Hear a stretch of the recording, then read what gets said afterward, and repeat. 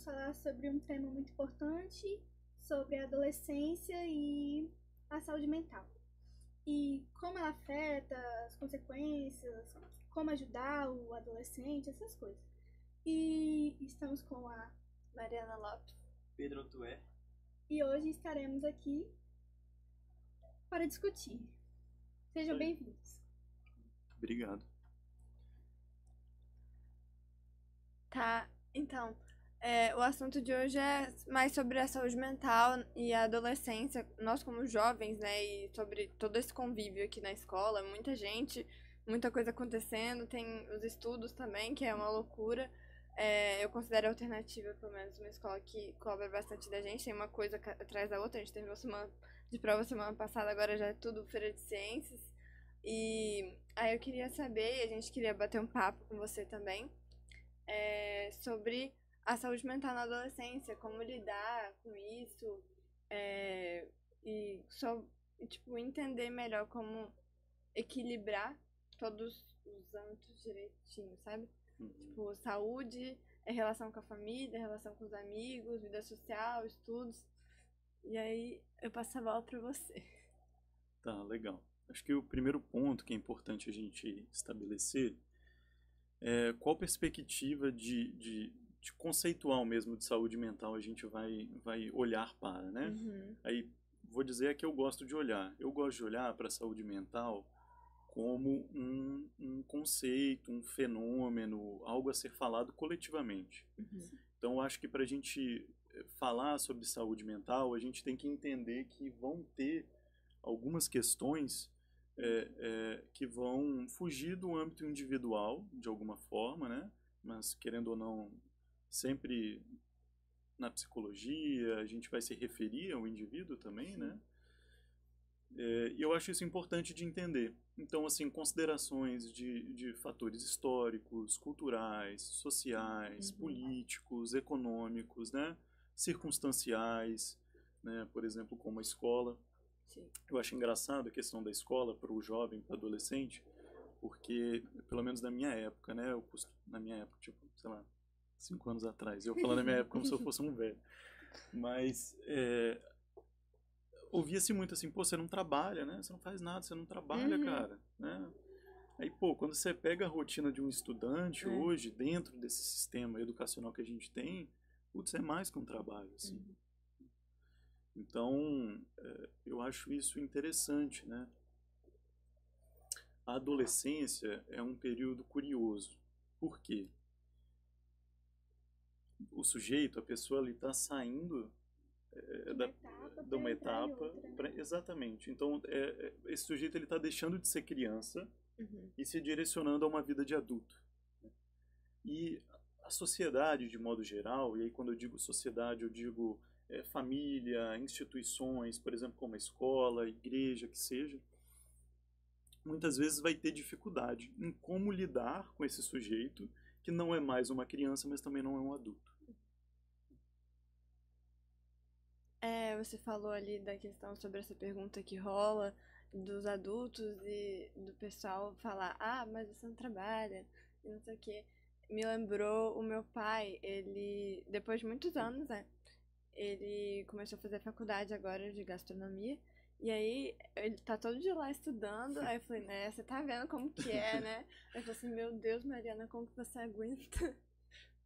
Não é bem um estereótipo, mas as pessoas criam uma imagem da adolescência e dos estudos, como você bem disse, como se fosse algo leve, algo tranquilo, muito superficial. Mas quando a gente pega para analisar mesmo, é algo muito pesado, que a gente precisa dividir uma carga muito grande com alguém. E aí a gente fica nesse vai e vem de você deve, você não deve, você pode, você não pode. Você consegue, você não consegue. E aí a gente tem que ter muita força para entender e analisar como a gente pode superar essas barreiras. Legal. Eu acho que, tipo, ela tava falando, às vezes também o próprio adulto tem as responsabilidades dele, ele tem a vida dele pra lidar, e quando tem uma criança dentro de casa, um adolescente, ele, além de pensar nas coisas que ele tem, ele ainda tem que ter a responsabilidade de lidar com o outro, entendeu? Aí, igual você falou, que, tipo, não dá pra entender muito o que tá acontecendo. Eu acho que, pelo menos, eu tenho uma certa dificuldade pra conversar com meus pais sobre os assuntos. Agora eu tô mais tranquila. Mas eu percebo que muitos adolescentes têm muita dificuldade pra ter Uma essa certa comunicação. vergonha, De coisa que tá acontecendo às vezes e coisas que são muito graves, entendeu? Eu acho que essa vergonha e essa resistência, muitas vezes, de falar sobre algumas questões com os pais é algo completamente, assim, natural e vai cumprir uma certa funcionalidade, né? Pelo menos do lugar que eu vou dizer, que eu vou falar aqui para vocês, que é do estudo em psicanálise, né? A gente vai entender que não vai existir comportamento, não vai existir fator disfuncional na vida de uma pessoa. Então, as circunstâncias e as vivências que a gente tem, elas são funcionais de alguma forma. Então, esse conflito, né, entre esse adolescente e os pais, que é muito comum nessa idade, porque não mais é uma criança que ouve e cumpre, digamos assim, né, a demanda dos pais, essa pessoa ela vai cada vez mais se tornando mais sujeito da própria vida, vai contemplando o que é essa perspectiva de independência, desejando independência, né? Porque pelo menos eu lembro da minha época de adolescência, putz, o que eu queria era ser adulto, assim, né? Pelo menos, aliás, não vou dizer que eu queria ser adulto, não, eu queria poder ter contato com as coisas que adultos tinham, assim, né? Então aí a gente vai entrar em questão de autonomia, de liberdade, de possibilidades, né? E aí, esses conflitos familiares que são muito comuns na adolescência, eles são muito importantes. Eles são muito importantes para a estruturação psíquica desse sujeito, para ele poder até se desvencilhar de demandas que não são deles. Assim, e ter uma mentalidade de como aquilo pode ocorrer no futuro, como aquilo vai prosseguir ou proceder naqueles momentos. Né? Isso aí, porque você vai, de alguma forma, nós vamos, né, se desgarrando um pouco dessa relação familiar, né? E a gente vai se colocando. E esse ato de se colocar para os pais é difícil de lidar, assim, né? E eu acho importante delimitar um ponto. Minha intenção aqui, né, de forma alguma, é culpabilizar, né, os pais e, enfim, isso é uma questão que já ficou para trás, né? Já foi uma questão a ser discutida, mas já ficou para trás. Mas é entender assim, putz, como é ter o seu filhinho ou sua filhinha, que antes era uma criança e agora é uma pessoa que se posiciona, né, que enfim... Tem uma mentalidade diferente agora. Diferente, que recusa, que fala não, que fala sim, que diz suas próprias preferências, exatamente. Né? Mas, assim, esse é um paradigma que tem que ser quebrado, assim, né? De que, não, um ambiente familiar perfeito é um ambiente que não há discussão. Pô, há controvérsias. Eu acho que se há muito silêncio, assim, se não há muito, não vou dizer muito, mas, assim, se não há movimento nesse sentido de discordância, eu acho que tem alguma coisa aí que tá passando despercebido. Eu acho que, tipo, igual você falou, às vezes colocam... Já teve essa pauta, né? De colocar os pais como um vilão em certos momentos. Mas, na verdade, não há. Tipo, é a relação dos seres humanos. É isso aí.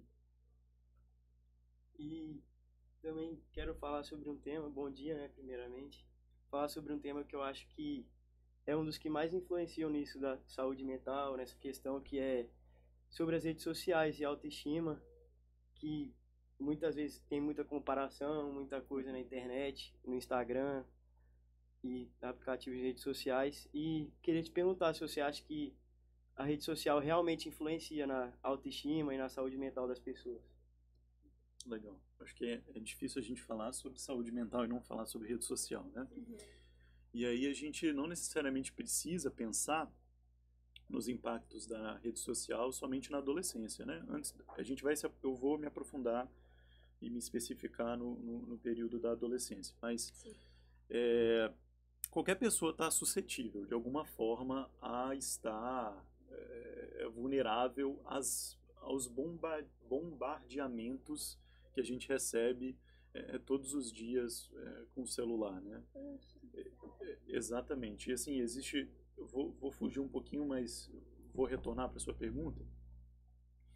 hoje, é porque eu não vou me lembrar dos dados, mas enfim, depois se vocês tiverem curiosidade, vocês dão uma olhada. Já existem pesquisas apontando que assim, a carga dopaminérgica que é gerada pelos deslizes ali, por exemplo, do Instagram, do TikTok e tal, é uma parada absurda, assim. É como se você estivesse utilizando, assim, uma quantidade enorme, por exemplo, de uma droga pesada, sabe? Ou algo nesse sentido. E hormônio também. Isso aí.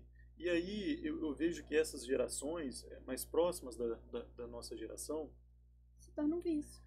e se torna uma questão, né? Assim, um vício, uma questão de pessoas que estão passando por esse processo quase que ritualístico da adolescência, de ter esse contato assim bombardeado com a rede social, né? E isso vai afetar definitivamente na autoestima, porque a gente tem uma tendência à comparação, né? Eu acho que é algo que faz parte da gente, e com essa tendência de comparação e com essas vidas perfeitas, expostas, né? A gente vai tendo essa possibilidade de se colocar nesse lugar que é muito adoecedor, assim, né? E é curioso porque isso, assim, é um processo quase natural da gente olhar e falar, putz, assim, caramba, olha que dia maneiro essa pessoa tá tendo, ou olha que essa pessoa tá conseguindo com tal idade, sabe qual é? Né? Ou alguma coisa nesse sentido. Esse é um ponto depois que eu também vou entrar, problematizar um pouquinho, mas enfim. E muita gente também acaba até tirando a própria vida, né? Por causa dessas coisas, comentário, sim. Comparação. Uhum.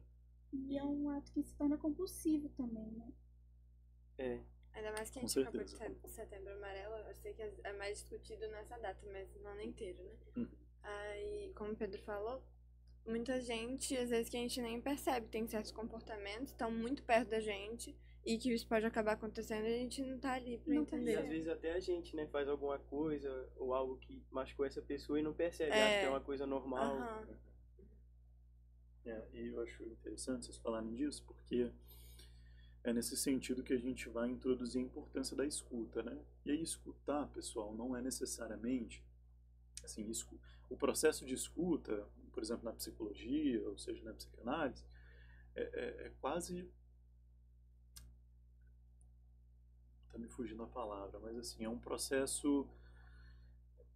Eu não quero usar essa palavra, mas vou ter que usar porque tá me fugindo o outro. Mas é quase que uma técnica. Mas eu não gosto de pensar como uma técnica necessariamente, porque É um comportamento, né? vai ser uma habilidade, vamos dizer assim, que você vai desenvolver, né? Vamos dizer. Mas a escuta, ela pode permear todos nós, né? Mesmo para quem não faz parte de uma profissão que se sustente a partir da escuta, né? Então, falar e escutar, né? Então, se algo machucou e a gente se sentir à vontade, a gente se sentir permitido a falar sobre, fale, né? Quando necessário, dentro das nossas possibilidades. E a escuta é importante também para entender, poxa, será que eu falei alguma coisa que feriu o fulano? Quando eu falei essa questão, ele, não sei, fez uma cara de desagrado ou algo nesse sentido, né? A escuta não é só da fala, mas de questões, né? De comportamentos, de atitudes, de feições, de sentimentos, de mobilizações, de deslocamentos, por aí vai. Quando a gente guarda ressentimento, ressentimento é ressentir um sentimento, ou seja, repetir aquele sentimento várias vezes e repensar, ressentir e guardar isso pra gente, que faz um mal muito grande, porque quando a gente não está aberto, a gente está fechado para uma coisa que pode ser muito importante. E a gente vai acumulando no inconsciente, como a gente já conversou. E o inconsciente vai entendendo que isso é uma verdade e que é uma necessidade que a gente não precisa. Quando na verdade a gente precisa desabafar. E muitas vezes é muito importante desabafar porque pode estar aquilo ali há muito tempo guardado, magoado e a gente não sabe como falar. Acho que aí entra um ponto muito importante como é o nome? E saber com quem conversar. Com quem também. conversar. Da rede de apoio, né? A rede de apoio. Sim. Então, isso é importantíssimo, assim, e é interessante a gente ampliar essa noção da fala. Porque, assim, a gente tem que trabalhar com o desabafo e com a fala dentro das nossas possibilidades, né? Sim. Então, assim, eu poderia chegar aqui para vocês e falar, pô, façam terapia, né? Ou algo nesse sentido, promovendo minha profissão aqui. E se for do desejo de vocês e das circunstâncias de vida de vocês fazerem, bem, façam, eu recomendo. Mas o ato de desabafar, ele pode ser feito com um amigo, com um colega, com um irmão, com uma irmã, com um primo, uma prima, uma tia, com um pai ou com mãe, se for possível, né? Dentro do que seja discutido. E é muito importante, né? A gente pensar, como a gente estava conversando antes, nessas redes de apoio para o adolescente. E aí, um processo que é muito comum de acontecer na fase da adolescência é uma certa... não é uma regra, tá? Mas é comum. Uma certa, em alguma escala, desaproximação, assim, da família ou do núcleo familiar. Porque o adolescente, ele vai percebendo que ele tem algumas necessidades que, assim, não cabem à família suprir, né? Por exemplo, um tópico que é, assim, extremamente emergente na adolescência e que normalmente é um tabu a ser discutido em família é a sexualidade, por exemplo, né? Então, é nesse sentido que as redes de apoio vão cerceando esse sujeito, né? E vão dando ele possibilidade de fala e de desabafo, né? E de conversa e de troca, né? Então, vamos pensar aqui algumas questões, né? Vocês também podem me dizer. Mas sexualidade, muitas vezes religião, muitas vezes, hoje em dia, né, está muito acalorado, perspectivas políticas, né? Sim. Tudo isso são questões que muitas vezes, se a gente traz para esse ambiente familiar, pode ser conflituoso ou não pode caber, né, naquele sentido. E aí vocês tinham falado, né, sobre a questão da confiança, assim, né? Em quem que a gente pode confiar para desabafar e falar sobre as nossas questões? Não sei.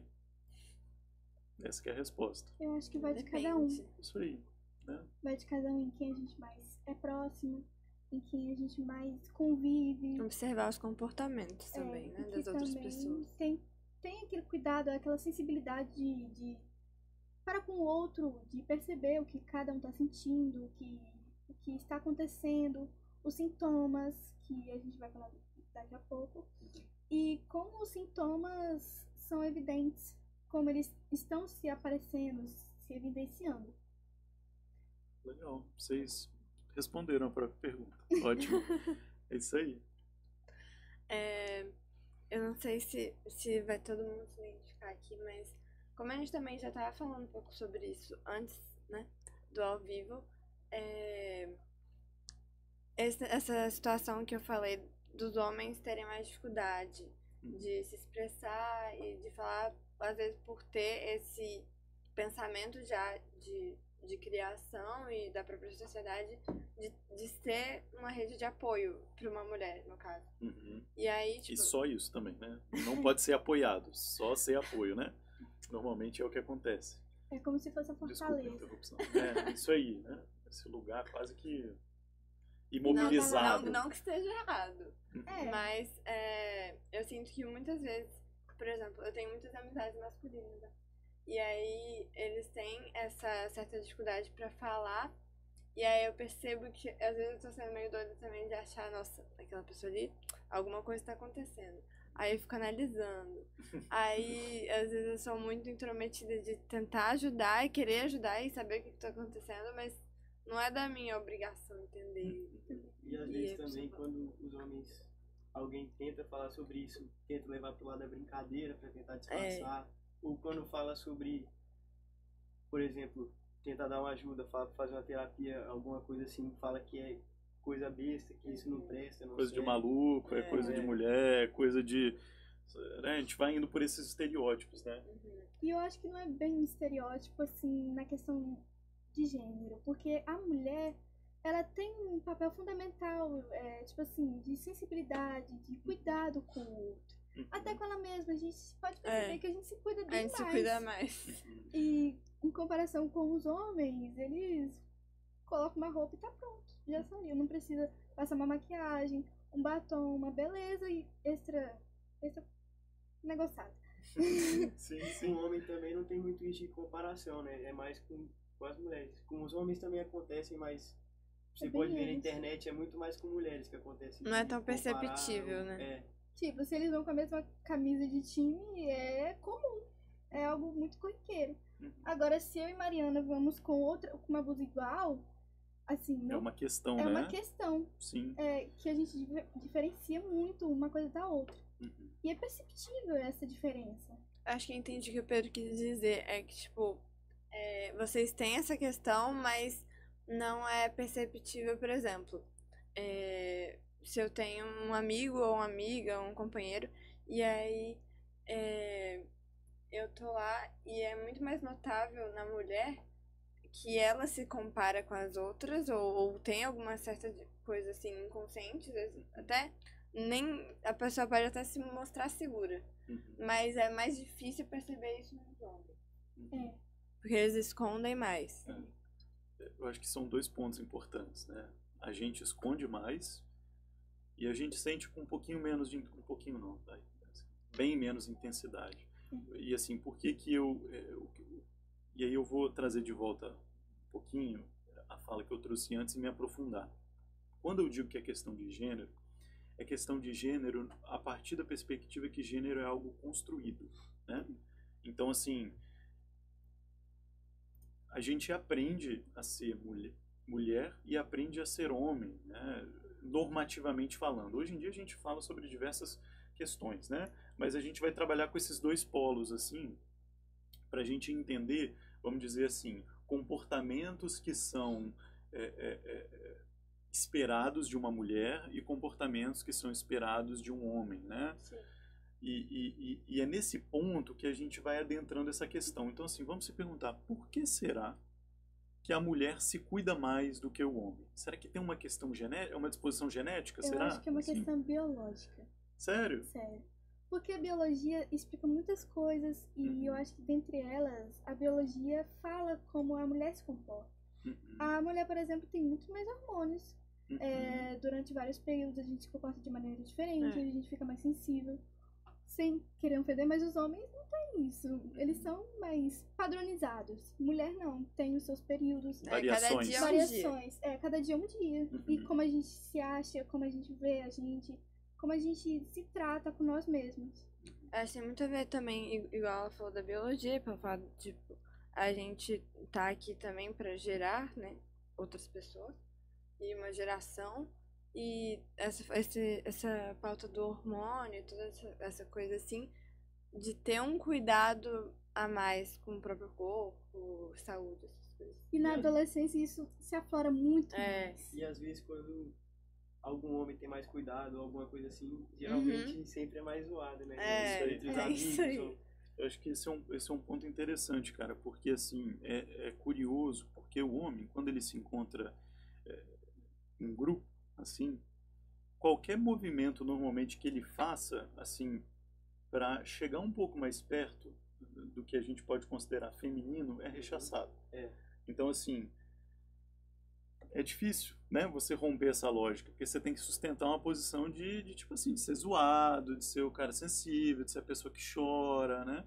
Mas, enfim, são questões a serem discutidas, né? Eu acho que hoje, só o fato da gente estar podendo aqui falar sobre saúde mental na adolescência é algo muito grande. Isso está sendo falado. Isso é uma faca de 2 gumes, assim, né? Por um lado, é bom que a gente possa falar sobre saúde mental e discutir essas questões. Por outro lado, a gente vai popularizando, por exemplo, muitos termos e discussões que são acadêmicas, digamos assim, né? E muita desinformação também. Exato, e aí, não é que isso seja um problema, mas a gente vai tocar nesse ponto, é muita informação às vezes, né? E aí a gente fica perdido, e eu digo isso como estudante de psicologia. Quantas vezes eu fiquei perdido, assim, em que lado olhar, né? Para o que considerar? E aí eu acho que é importante a gente fazendo essas considerações. Então, eu acho interessante a gente pensar, né, em questões genéticas, biológicas, entender um pouco dessas predisposições animalescas que a gente tem. Porque são né? fatos, né? São coisas que são propriamente ditas, são fixas. Acho que isso não é muito moldável, diferenciável, mas que são muito pertinentes. Mas é interessante a gente perceber também, a partir do momento que a gente faz assim, tem um estudo mais antropológico, a gente vai também entendendo a interferência da cultura nessas construções de feminilidade e masculinidade, né? Sim, sim. Normalmente elas não se afastam muito dessa prerrogativa, né? Mas é interessante perceber, assim, como culturalmente a gente tem diversidade dessas manifestações também. Então, eu acho que um ponto de encontro interessante é a gente partir de pressupostos biológicos, entender questões hormonais que vão ser muito presentes dentro desse processo de adolescer da mulher, principalmente, né? Mas também do homem com a testosterona, com o crescimento de pelo, né? Todas essas são questões e voltando lá ao que eu trouxe lá no iniciozinho, por que eu digo que falar sobre saúde mental é falar sobre coletivo, né? Porque se vocês pararem para pensar, todos esses pontos e elementos que a gente trouxe, eles se referem a esse convívio social, esse convívio coletivo, né?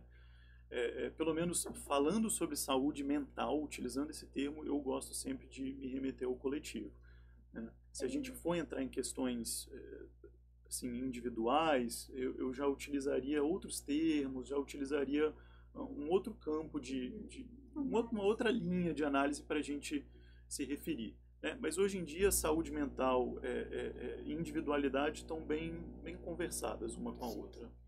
Eu vejo também a adolescência como um processo, porque, como a gente disse no início, é um processo de amadurecimento, um processo de maturidade, em que a gente está se conhecendo, de fato. Como a gente está mudando, tanto biologicamente quanto mentalmente. E a gente tem que procurar ajuda, mesmo se for, independente do que, se for homem ou mulher. A gente tem que se aprofundar, se conhecer, porque é um processo muito importante na nossa vida. Ao mesmo tempo que a gente está recebendo muita informação, a gente não sabe nada. O que fazer com isso, né? O que sabemos sobre nós, sabendo tanta coisa, né? Acho que é o processo da maturidade. É um processo muito bonito, mas também muito complicado. Doloroso, né? Doloroso para como a gente está passando nesse momento, né? É bem complicado. Mas é um processo muito bom, porque a gente vai se conhecendo, vai se amadurecendo e é um processo muito importante, porque assim a gente forma opiniões, a gente forma pensamentos bons, ruins, positivos, negativos, mas que a gente tem que ter essa visão, porque estamos formando indivíduos. Na aula de matemática, a gente estava conversando, a Andressa, nossa professora, ela estava falando... Foi minha professora também. Desculpa, Andressa, por falar, mas revelei aqui. A gente estava conversando, assim, mais em particular mesmo. Acho que a Alice também estava participando da conversa sobre... Eu não lembro se foi por uma pergunta que ela fez, que ela normalmente faz perguntas na chamada, né? Para ser mais interativa, às vezes. Aí, a gente estava conversando e ela perguntou se a gente acha que a gente é influenciável pela rede social, por exemplo, ou pela pessoa que a gente convive. E aí muita gente falou, eu não sou, não sei o que, não, eu não me influencio. Mas né? Eu acredito que mesmo que inconsciente, não tem como não se influenciar. Pelo conteúdo que você está consumindo, pela pessoa que você está conversando. Aí tem aquele papo tipo, de que você anda com fulano, então você é igual a ele. Eu acredito que tem diferença sim, mas se você tá naquele meio e você tá absorvendo aquela informação, inconscientemente você tá gostando, entendeu? E aí eu falei que rede social, o conteúdo que você consome, qual lugar que você está frequentando de religião, por exemplo, tudo vai te influenciar de alguma maneira ou outra, vai moldar, mesmo que inconscientemente. E aí meu pai sempre fala também, Mariana, quando você for pra faculdade, fica ligada, não sei o quê, porque é muita gente diferente. Pensamentos diferentes. Tem a preocupação dos pais e a gente às vezes acha, por ser adolescente mesmo, que não, eu não vou me influenciar, não, eu não vou fazer isso. E a gente conhece vários exemplos de tanto nós mesmos, quanto amigos, amizades que já tiveram que falavam, não, eu nunca vou fazer isso. Porque não, isso aqui é só uma saída, eu não vou fazer nada disso.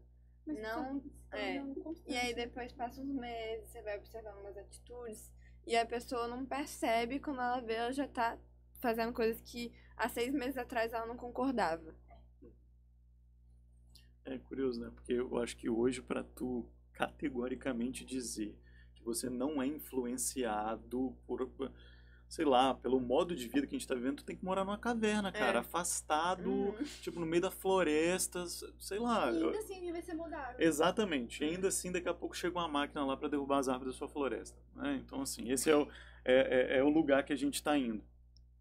Então, assim, legal, é legal vocês trazerem esse ponto, porque de fato, assim, e é muito importante a gente assumir isso, né? Sim. Tipo, eu não aceito, eu sou influenciado.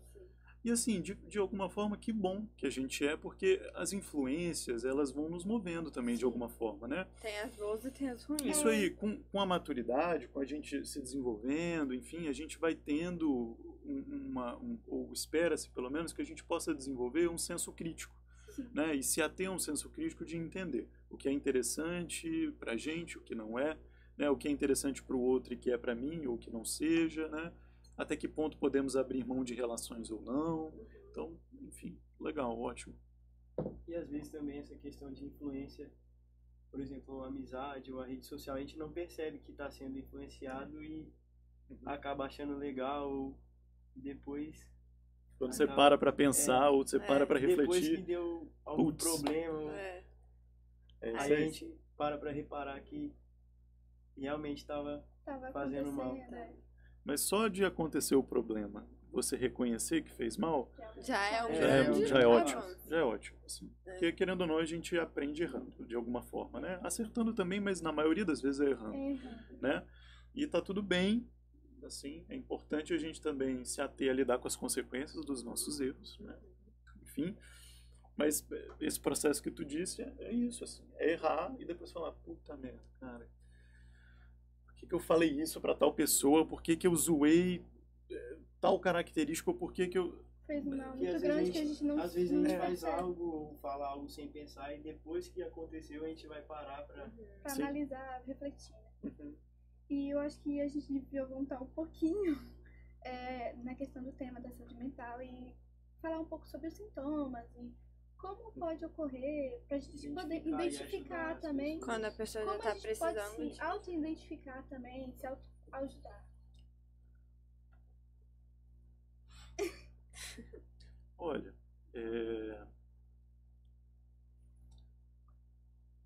é uma pergunta bem subjetiva, né? Assim, no sentido de que cada pessoa, cada sujeito vai ter um limite, vai ter uma consideração daquilo que é patológico ou não para ela. Obviamente, enquanto sociedade, enquanto academia, a gente vai fazendo formulações para buscar criar um parâmetro, né? Então é isso que se busca, assim, né? Então, quando a gente vai articulando a psicologia, a psiquiatria, ou o próprio campo da neuro, assim, a partir dessa articulação a gente vai tentando criar parâmetros, né? Então a gente vai tentando objetificar algumas coisas que São padrões. né, que são padrões. E aí é um movimento interessante para a gente poder ter parâmetro mesmo, né? E aí vamos lá, falando sobre algumas questões, né? Então, existem alguns comportamentos, existem algumas questões que a gente pode perceber em nós mesmos ou no outro, que são indicativos de que há alguma... Diferente. tem alguma coisa acontecendo. Agora vocês vão perguntar, mas é alguma coisa patológica, assim, é uma doença? Cara, não sei.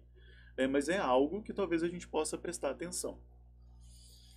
Então, por exemplo, um afastamento muito prolongado, um afastamento muito prolongado e extremo, por exemplo, das próprias redes de apoio. Então, tu começa a se afastar de pessoas que tu sabe que te faz bem, tu começa a se afastar de atividades que você sabe que te faz bem, né?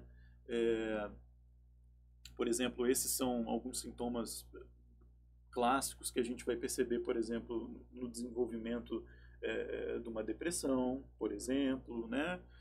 E aí a gente vai entrando em questões um pouco mais biológicas, a gente tem taquicardia, a gente tem questão respiratória, né, as crises de ansiedade, de pânico que hoje em dia estão tomando conta de nós, de alguma forma, né, justamente pelo ponto que vocês trouxeram do bombardeamento que as redes sociais e que a vida promove, né? Hoje a gente é constantemente demandado a ser uma pessoa melhor e fazer o melhor sempre e dar conta de tudo e a gente não pode errar e a Só que gente... nem sempre isso é possível, né? Como?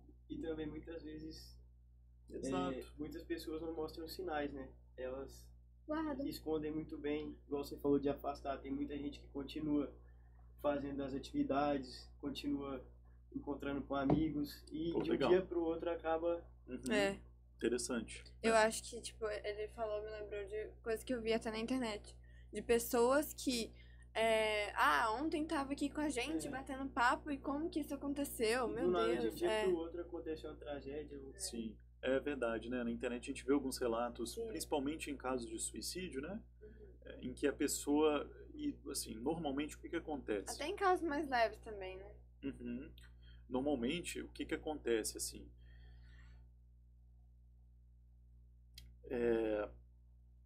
Mais especificamente falando sobre os casos de suicídio. Nas últimas semanas, depois que a pessoa meio que, né, fez o planejamento, se decidiu, ela meio que se reaproxima, sabe? Vai se alinhando com família, com amigos, e vai parecendo que aquilo está muito Bom, natural, muito bom, né? Mas é porque ela já está tranquila consigo mesma, ela já se resolveu nesse Sim. sentido, né? Falando agora um pouco mais sobre casos mais leves, né? Aí eu acho que é lidar com as possibilidades mesmo, né? É assim, a gente se perceber e dar vazão aos nossos sentimentos, às nossas tristezas, às nossas felicidades, né?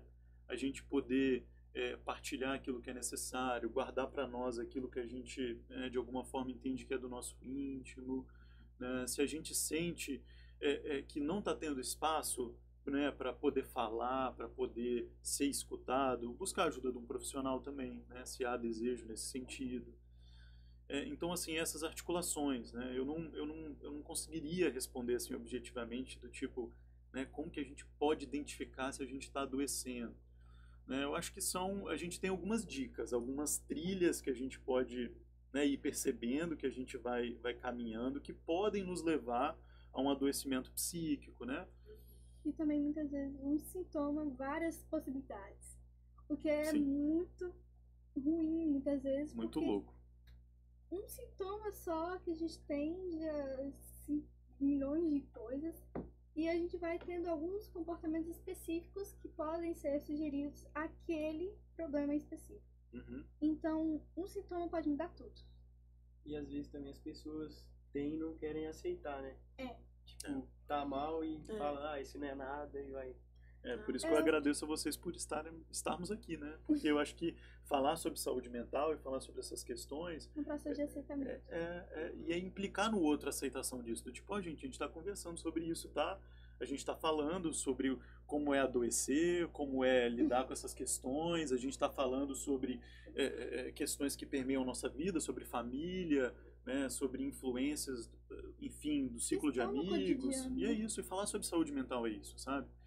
E um ponto, assim, que eu queria trazer que é muito importante é que o adolescente ele é muito falado. Assim, as pessoas amam falar sobre a adolescência. Mas, assim, ele não tem espaço de fala. Então, assim, que da hora é poder estar aqui conversando com vocês, porque, assim, é o lugar para vocês entenderem melhor e falarem sobre a experiência de vocês, né? E eu falar sobre a minha experiência também, né, de adolescência.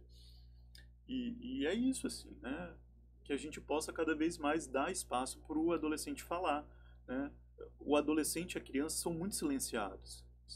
A criança principalmente, porque ela ainda se encontra num estágio de desenvolvimento, de apego à figura materna e paterna, né?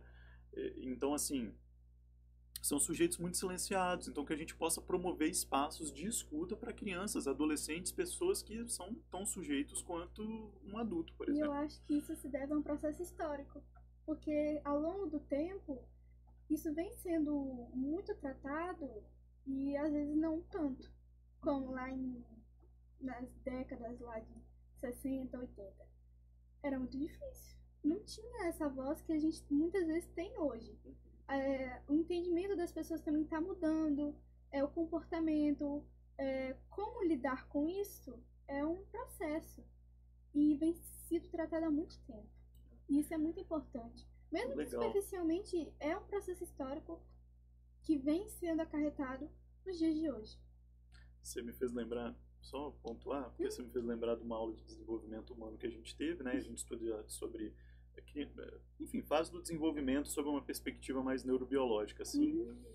Mas é interessante porque lá o autor, acho que é Papaglia o nome, enfim, ou autora, não me lembro agora, faz um adendo importante. O próprio conceito de adolescente ele é recente. Sim. Porque antes você saía de ser considerado criança para ser adulto. Sim. Então, tipo, deu 12, 13 anos ali, cara, vai trabalhar, vai cuidar das suas coisas e tal. Então, hoje a gente vê que a adolescência vem com um período de permissão de ritualizar um processo muito importante, né, de transição e adaptação. E adaptação, isso aí, né? Da criança para essa vida de adulto, isso aí, para dar tempo até de processar. Isso aí, de processos biológicos se desenvolverem, o nosso cérebro, enfim, são questões, né? E disso que você falou, hoje em dia também ainda acontece muito, né? Que a criança faz 12, 13 anos e já tem que trabalhar. Sim, realidade de muita pessoa. Principalmente aqui no nosso país, em que a desigualdade social é uma questão imensa, né? Exorbitante. Então, de fato, isso ainda se permeia. Ótima pontuação que você trouxe. Como você falou, e ali estava falando nas décadas passadas, né? Que tinha essa transição sem a fase da adolescência, era direto da criança para fase adulta. Os homens já tinham que trabalhar, as mulheres já pensar em casar. Se ela casasse com 16, já, gente, que é isso? E aí... Hoje em dia não é uma realidade mais, que nem é mais cabível pra tanto que até sociedade. as pessoas, elas morriam, né, com a idade mais, que a gente considera novo, tipo 30 anos, 26 anos. Sim. E olha lá. Eu tenho um bisavô de 94 anos. Isso é muito legal, porque ele tem histórias, assim, muito interessantes. E de como ele conquistou a minha bisa, que faleceu esse ano. E como eles eram muito próximos e como eles viviam de forma diferente de como a gente vive hoje em dia. Importante ter esses relatos, assim, né? Pra gente até perceber sobre a nossa história, né? Sim, sim. Né? De constituição, enfim. Pô, legal. E até a coragem que ele teve pra chegar no pai da minha bisa. Porque é uma coisa muito interessante. Tinha essa questão ainda, né? Porque menina era assim, muito mais restrita aos homens. Então, o namoro antigamente é muito mais diferente do que de hoje em dia. Do que temos hoje em dia, né? Sim. É verdade. São transformações seculares aí que a gente vai tendo, né? E por um lado, eu acho que flexibilizou de alguma forma as relações, sim. Né? E, enfim, são consequências e tal. São gerações diferentes. Isso aí. Por mais que ela tava falando que agora a gente tá falando sobre isso e tal, eu acho que a Alice ela tem uma facilidade grande pra falar sobre isso, eu já percebi em comportamento. Só que se a gente for parar pra pensar, a gente não fala tanto. Tipo, se eu parar pra pensar, a última vez que eu falei sobre isso foi há 6 meses atrás, sei lá. Mas é importante, tipo, a gente estar aqui pra conversar. Por exemplo, eu acho que o Pedro também, não sei, não tem tanto costume de falar sobre isso. Você, não vou falar nada, né? Eu tenho um pouquinho de costume já. Mas é ótimo estar aqui com vocês.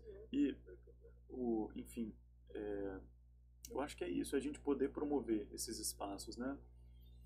E assim, cara, falar sobre saúde mental na adolescência, falar sobre tudo isso que a gente falou aqui de alguma forma, sabe? São essas questões que vão, né, circundando as nossas vidas. O Pedro, né? Trouxe um ponto, caraca, interessante, tinha até me esquecido, assim, né? Que é bem provocativo, assim. Eu lembro que eu tive essa provocação sendo feita para mim em aula. E vou repassar para vocês, assim, será que a adolescência é para todo mundo? Será que todo mundo é adolescente? Porque, de alguma forma... Todo mundo já passou por esse processo.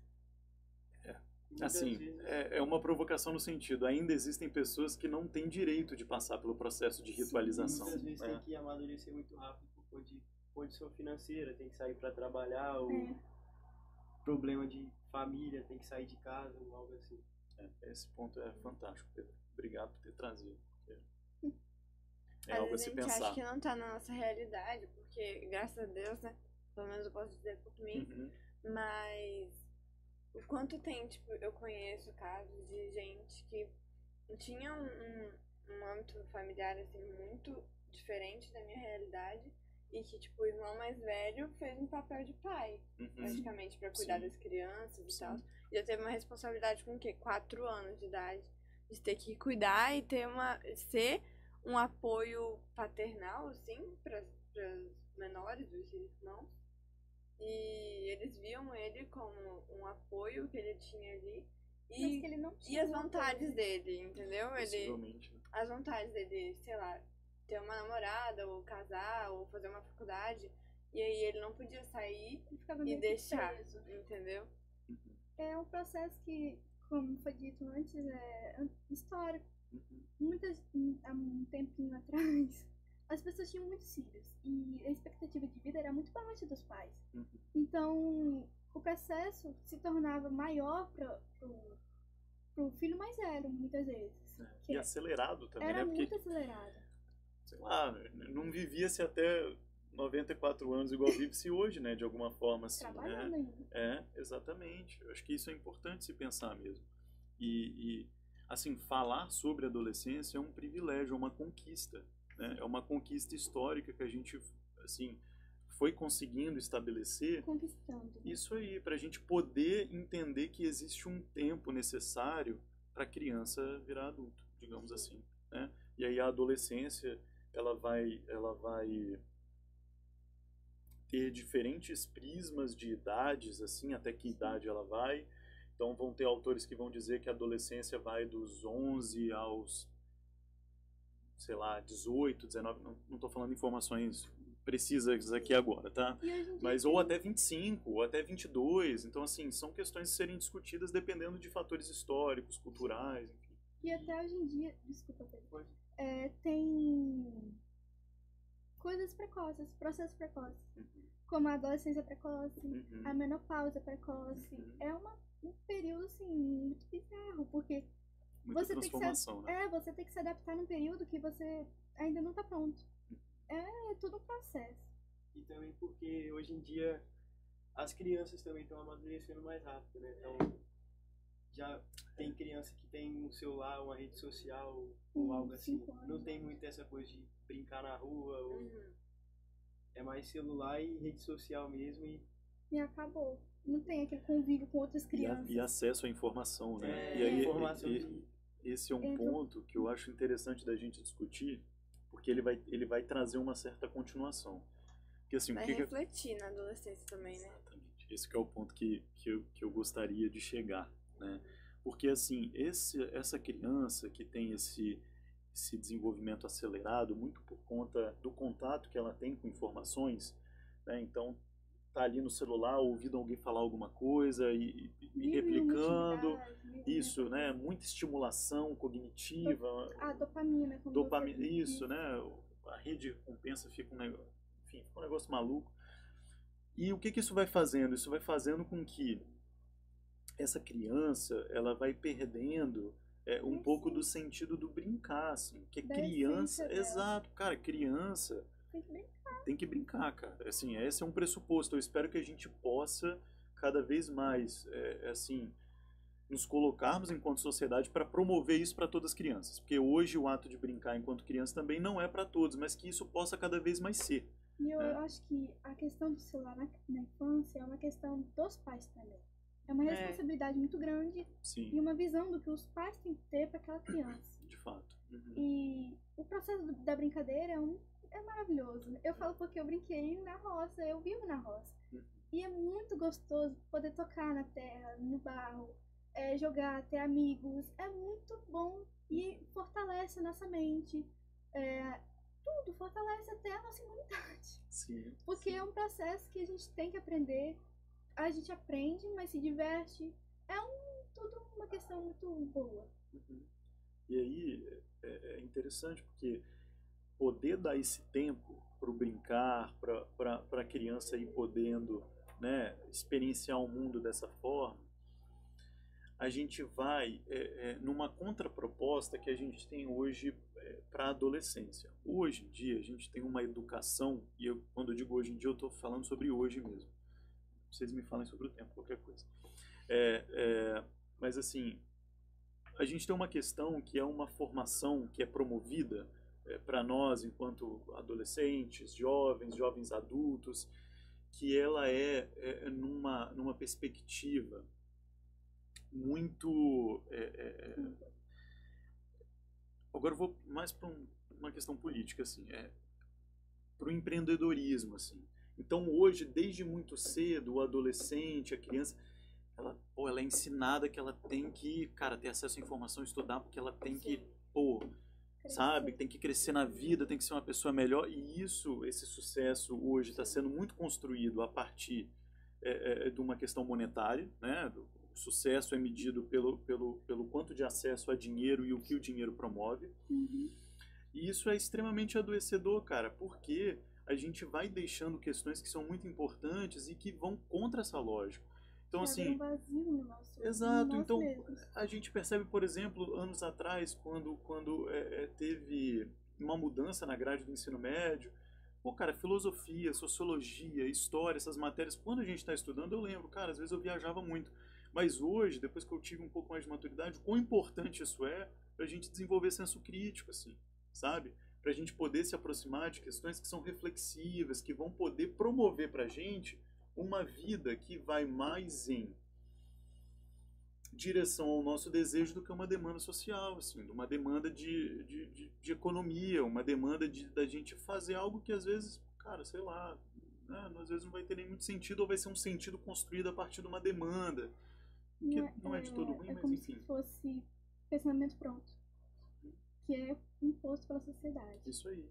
E também eu acho que quando a gente falou de brincar, voltando um pouquinho ao assunto, tem que ter as responsabilidades, mas tem que ter o tempo da brincadeira, porque a responsabilidade faz parte do processo. Isso aí. A responsabilidade é algo cotidiano que vai se tornar cada vez mais influente na nossa vida. Sim, é isso. E só um adendo, se tiver algum jovem empreendedor assistindo, não foi uma ofensa, tá? Mas assim, é uma possibilidade de vida, se isso faz sentido, se isso te move, se isso promove o teu viver, que assim seja. Mas assim, eu quis falar sobre um fenômeno social que é suscitado, né? Que vai nos moldando para esse lugar. Mas cada um se encontra no próprio caminho, de acordo com aquilo que faz sentido, enfim. Eu acho que você quiser, tipo, mais na cobrança do estudo. Tipo, meu Deus, você tá com, sei lá, 14 anos, já se prepara. Ano que vem, ensino médio. Você tem que começar a estudar. E aí, você tá no ensino médio. Isso aí. Aí já foca, e aí depois ano que vem, aí tem faculdade. Se você não entrar na faculdade boa, logo que você se formou. E aí... E o preocupante é que essa conversa ela vai avançando. Porque hoje em dia eu ouço aí, inclusive em podcasts, uma galera falando que, faculdade...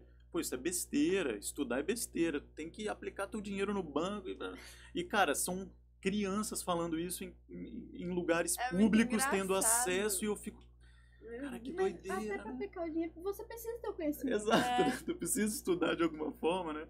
Tudo bem, talvez a faculdade não seja a única opção, e que bom que não seja, mas que a gente possa, enfim, se encontrar, né, nesse caminho. O estudo, né? É isso, né? Possibilidades. E agora encerramos. E Que queremos agradecer o apoio do Cicobi, da Copesma, que é a nossa escola, e que vocês, telespectadores, possam seguir a gente em todos os canais do Pode Cooperar. Queremos agradecer em especial ao Lourenço Roure e fica a nossa gratidão. Eu que agradeço vocês. Obrigado. Obrigada.